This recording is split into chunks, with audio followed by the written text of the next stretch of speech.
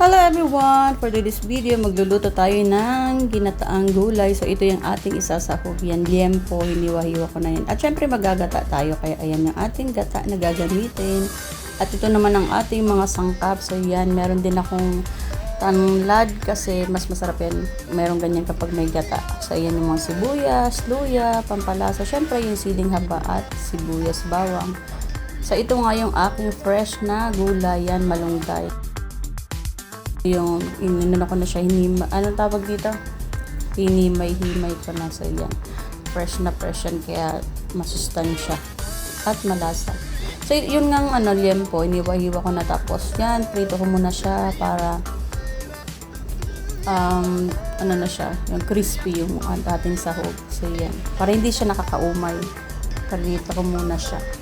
So ito nga, pinakuluan ko muna yung gata. Yan, nilagay ko na rin yung mga sangkap. Kaya ganyan yung kulay niya kasi nilagay ko na yung ating pampalasa. So yan, kaya nagkulay na siya sa ating gata.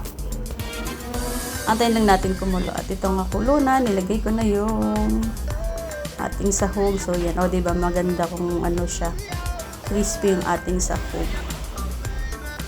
Yan.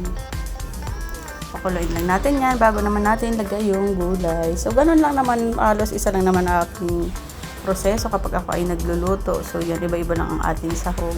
At ito nga, kulong-kulo na, kaya nilagay ko na yung malunggay.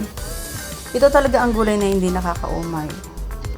So yan, patuyuin muna natin yung yung unang gata na nilagay natin. Kasi may pangalawang gata pa ako dyan nalalagay. Dahil marami yung gulay natin, kaya dapat may extra pa akong gata. So yan, tuyo na. Konti na lang yung niya, sabaw, kaya nilagay ko na rin yung aking tirang gata. Yan yung pinakaunang gata.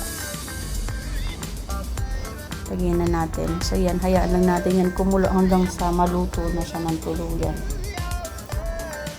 So eto na, luto na yan.